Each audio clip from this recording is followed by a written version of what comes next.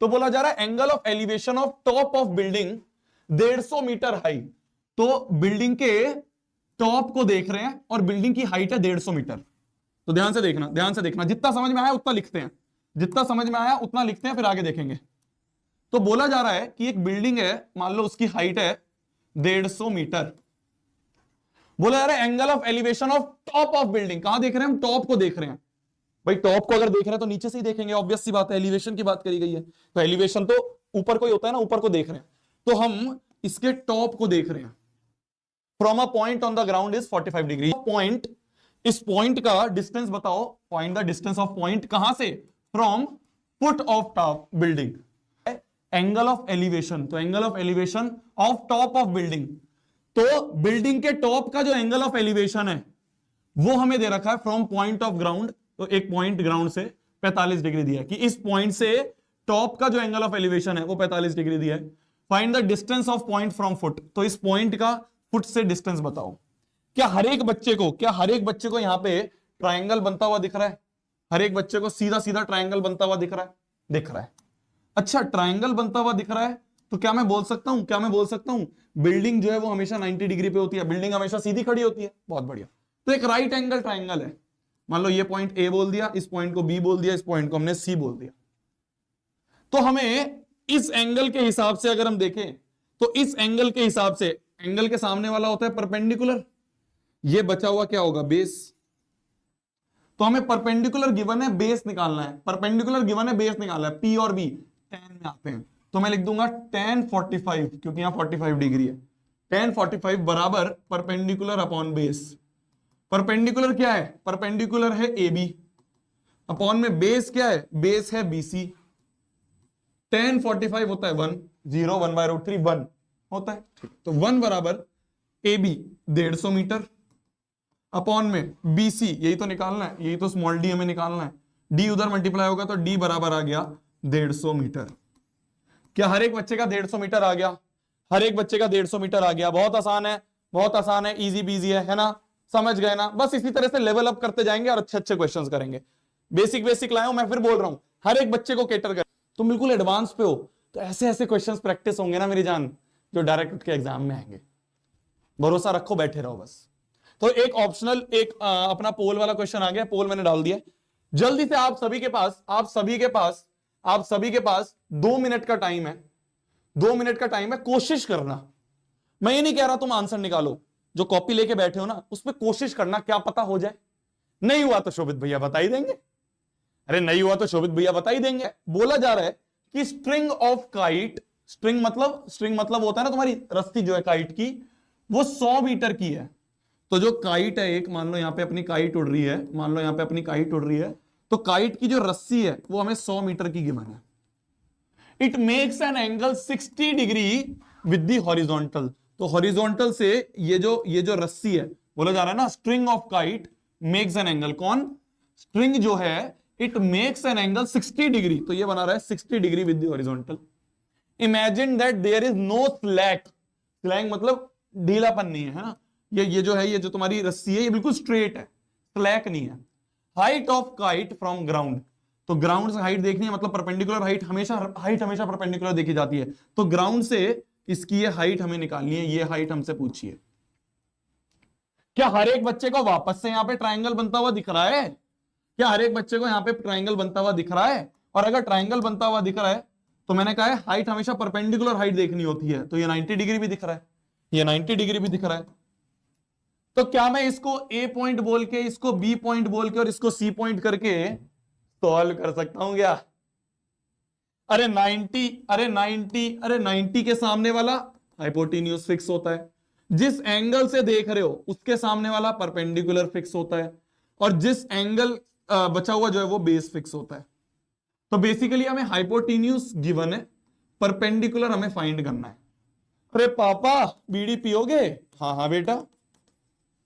P और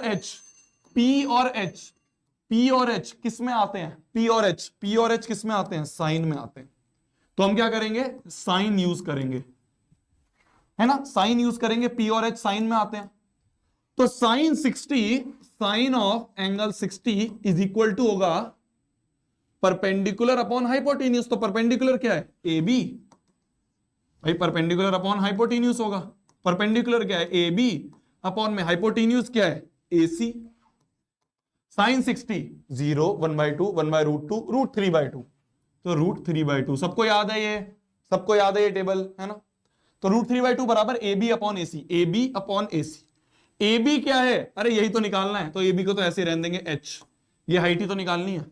ए सी क्या है, ये हमें 100 गिवन है, बराबर √3/2, 2 इससे कटेगा 50 होगा, ये 50 जब इधर मल्टीप्लाई होगा तो h की वैल्यू आएगी 50√3 मीटर, भाई ये मीटर में दिया है ना हमें, तो आंसर भी हमारा मीटर में होगा 50√3 मीटर। क्या हर एक बच्चे का यहां पे आंसर 50√3 मीटर आ रहा है, ए ऑप्शन? क्या हर एक बच्चे, ओ भाई साहब 72% बच्चों का ए ऑप्शन आ रहा है, शाबाश मेरी जान, शाबाश मेरी जान, वाह। क्वेश्चन बोल रहा है, ध्यान से क्वेश्चन को पढ़ो मेरी जान, वाह वाह, इसे कहते हैं ना, इसे कहते हैं ना, इसे कहते हैं ना चीज। नेक्स्ट क्वेश्चन पे आते हैं। नेक्स्ट क्वेश्चन बोल रहा है, नेक्स्ट क्वेश्चन बोल रहा है, नेक्स्ट क्वेश्चन बोल रहा है, ध्यान से क्वेश्चन को पढ़ो। इस चैप्टर में ना मैं तुम्हें क्वेश्चन पढ़ने का टाइम दूंगा, 10-10 सेकंड दूंगा, क्वेश्चन को पढ़ो, क्वेश्चन को पढ़ो। मुझे क्या देख रहा है, क्वेश्चन को पढ़, मुझे ताड़ रहा है, ध्यान से देखना, ध्यान से देखना। द टॉप ऑफ 2 पोल्स, 2 पोल है हमारे पास, ठीक है ना, मान लो ये हमारी जमीन है, जमीन के सामने हमने 2 पोल है, ठीक है, इनके जो टॉप है, इनके जो टॉप है, मान लो एक पोल है तुम्हारा ए बी और एक पोल है मान लो सी डी, ठीक है। अब मैं तुम्हें इस क्वेश्चन को बताता हूं एग्जाम में कैसे लिखेंगे। एग्जाम में ना तुम्हें डिस्क्राइब करना पड़ेगा इस तरह से, क्या तुम्हें लिखना पड़ेगा कि let 2 poles are A B and C D. मैं तुम्हें एग्जाम के तरीके से बता रहा हूं, एक क्वेश्चन में तुम्हें एग्जाम तरीके से सॉल्व करके दिखा रहा हूं। तो A B and C D are 2 poles, हमने मान लिया, ठीक है। जो फिगर तुम बना रहे हो उसको एक्सप्लेन करना पड़ेगा बेसिकली एग्जाम में।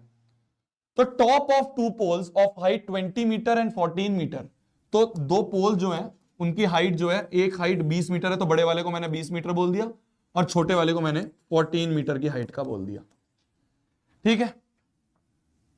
They are connected by a wire. Top of 2 poles of height this and this are connected by a wire. तो मतलब इन दोनों के टॉप्स को मैंने एक वायर से कनेक्ट कर दिया, एक वायर से कनेक्ट कर दिया। If the wire make an angle 30 with horizontal, ये जो वायर है ये हॉरिजॉन्टल के साथ, भाई ये हॉरिजॉन्टल है, हॉरिजॉन्टल के साथ ये वायर 30 डिग्री बना रही है। समझ में आया सबको? ध्यान से देखना क्वेश्चन को। Find the length of wire, तो ये जो वायर की जो लेंथ है, ये लेंथ जो है ये हमें फाइंड करनी है। ये जो लेंथ है वायर की, ये जो लेंथ है वायर की, ये जो लेंथ है ना वायर की, ये L, ये हमें फाइंड करना है। अब ध्यान से देखना, ध्यान से देखना क्वेश्चन को, ध्यान से देखना क्वेश्चन। हमने क्या करा, हमने 2 पोल माने ए बी और सी डी, ठीक है, इन विच ए बी की लेंथ हमने मान ली 14 मीटर वाला है और सी डी जो है मान लो 20 मीटर वाला है, ठीक है। हमने बोला AC जो है वो वायर है, AC is wire, AC is wire. ये मैं एग्जाम पॉइंट ऑफ व्यू से बता रहा हूं, वैसे तो हम जब क्वेश्चन कर रहे हैं तो ऐसे तुरंत कर रहे हैं, पर एग्जाम में ना तुम्हें डायग्राम को समझाना पड़ेगा कि A is the kite, AC is the string, AB is the perpendicular height, ये सब लिखना पड़ता है। तो मैं एक क्वेश्चन में तुम्हें समझा रहा हूं कैसे लिखना है।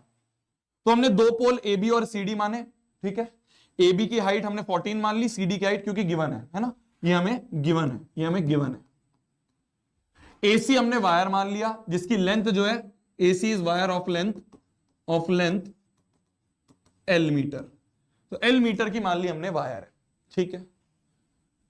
which makes 30 degree with horizontal, question में गिवन है 30 डिग्री विद हॉरिजॉन्टल जो है ये बनाती है। तो इस तरह से हमें फिगर को एक्सप्लेन करना पड़ेगा। देखो जब भी हम एग्जाम में लिखते हैं ना, एग्जाम में मानो कि मास्टर जो है ना, या जो भी टीचर चेक कर रहा है, बिल्कुल 5वीं क्लास का बच्चा है, तुम्हें उसे हर चीज समझानी पड़ेगी। ये मत सोचना अरे इतना तो भैया मास्टर को आता ही होगा, भैया इतना तो टीचर को आता ही होगा, ये मत सोचना। हर चीज एक्सप्लेन करना, जो भी लिख रहे हो, कौन सा फॉर्मूला यूज कर रहे हो, ब्रैकेट में लिखना। इसे कहते हैं पेपर प्रेजेंटेशन, इसके ऊपर वीडियो आएगी, ठीक है। तो हमने हर चीज बताई कि AB ये है, CD ये है, AC वायर है जिसकी लेंथ L है जो 30 डिग्री बना रहा है हॉरिजॉन्टल के साथ, ठीक है। अब देखना मेरी जान, हॉरिजॉन्टल जो है ये भी हॉरिजॉन्टल है और नीचे का ग्राउंड भी हॉरिजॉन्टल है, तो ये दोनों आपस में पैरेलल है, ये दोनों आपस में पैरेलल है। क्या मैं बोल सकता हूं, मान लो इस पॉइंट को मान लो मैंने एफ बोल दिया, क्या मैं बोल सकता हूं, ध्यान से सुनना, अब ये भी हॉरिजॉन्टल, ये भी हॉरिजॉन्टल, क्या मैं बोल सकता हूं कि ए बी और एफ डी बराबर होंगे, ए बी जो है वो एफ डी के बराबर होगा। क्या मैं बोल सकता हूं, क्या आप बता सकते हो, ए बी जो है वो एफ डी के बराबर होगा। भाई सिमिट्री देखो ना, ए बी और एफ डी बराबर होगा, तो ए बी अगर 14 है तो एफ डी भी क्या होगा, एफ डी भी यहां से यहां तक 14 होगा, ये भी यहां से यहां तक 14 मीटर होगा। तो ए बी और एफ डी दोनों 14 मीटर होंगे। क्यों बराबर है, क्यों बराबर है, reason because A F is parallel to B D, A F is parallel to B D, A F और बी डी पैरेलल है क्योंकि दोनों हॉरिजॉन्टल है, तो डिस्टेंस बिटवीन पैरेलल लाइन बराबर होते हैं। ये भी डिस्टेंस बिटवीन पैरेलल लाइन है, ये भी डिस्टेंस। मैं तुम्हें बिल्कुल एकदम एग्जाम के पॉइंट ऑफ व्यू से बता रहा हूं, इसलिए समझना, वैसे तो तुम्हें समझ में आ रहा है, सिमिट्री दिख रही है ना भाई, ए बी और एफ डी बराबर, सिमिट्री दिख रही है, तो अगर ये 14 तो ये 14। अब देखना मेरी जान, ये पूरा 20 है, पूरा 20 है, ये 14 है, ध्यान से देखना, ध्यान से देखना, ध्यान से देखना, पूरा 20 है, पूरा 20 है, ये 14 है, पूरा 20 है, ये 14 है, तो 20 में से ये 14 हटा दूं तो क्या मुझे ये मिल जाएगा, CF मिल जाएगा। तो क्या मैं CF को लिख सकता हूं, क्या मैं CF को लिख सकता हूं, CF को लिख सकता हूं, पूरे CD में से, पूरे CD में से मैंने FD हटा दिया, तो CD कितना है 20, FD कितना है 14, तो पूरे में से ये 14 हटा दिया तो CF मिल जाएगा, that is equal to 6 metre. तो ये जो हाइट है ये यहां से यहां तक 6 मीटर आ गई। भैया आपने क्यों निकाली है 6 मीटर, अरे देखना मेरी जान, देखना मेरी जान, देखना मेरी जान, ध्यान से देख, ध्यान से देख, ये ट्रायंगल बनता हुआ दिख रहा है ना, ये ट्रायंगल बनता हुआ दिख रहा है ना, मैं तो बस ट्रायंगल खोज रहा था, मैं तो बस ट्रायंगल खोज रहा था। अब इस ट्रायंगल में, इस ट्रायंगल में मेरे पास परपेंडिकुलर है और मुझे हाइपोटेन्यूज निकालना है। देख रहा, समझ में आ रही है मेरी बात, समझ में आ रही है मेरी बात। मैंने क्यों ये लेंथ निकाली 6 मीटर, मैंने कहा पूरा 20 है, ये 14, तो ये 14, 20 में से 14 का ये 6। अब इस ट्रायंगल को अगर हम ले लें, इस ट्रायंगल को अगर हम ले लें, कौन से, CFA को, CFA वाले ट्रायंगल को ले हैं, ये लेंथ L है, ये 30 डिग्री है, और ये हमने यहां से यहां तक जो है ये निकाल लिया है 6 मीटर, ये यहां से यहां तक जो है ये हमने निकाल लिया है 6 मीटर। तो क्या तुम बता सकते हो, क्या तुम बता सकते हो, हो गया सवाल, हो गया सवाल। देखो अब तो तुम बच्चा ये सवाल कर देगा, देख लो। अब बताओ भाई, इसके लिए ये परपेंडिकुलर जिस एंगल से देख रहे हो उसके सामने वाला परपेंडिकुलर और ये हाइपोटेन्यूज, तो क्या मैं साइन यूज कर लूंगा, साइन 30 बराबर परपेंडिकुलर अपॉन में हाइपोटेन्यूज, परपेंडिकुलर है CF अपॉन में हाइपोटेन्यूज L है, साइन 30 1/2, तो 1/2 बराबर CF क्या है 6 अपॉन में L, क्रॉस मल्टीप्लाई, L इससे मल्टीप्लाई होगा, ये 6 से मल्टीप्लाई होगा, तो 6 × 2 = 12 मीटर। तो length of this string is 12 metre. क्या हर एक बच्चे को ये चीज समझ में आई, क्या हर एक बच्चे को ये समझ में आई, समझ में आया ना, बिल्कुल समझ में आया।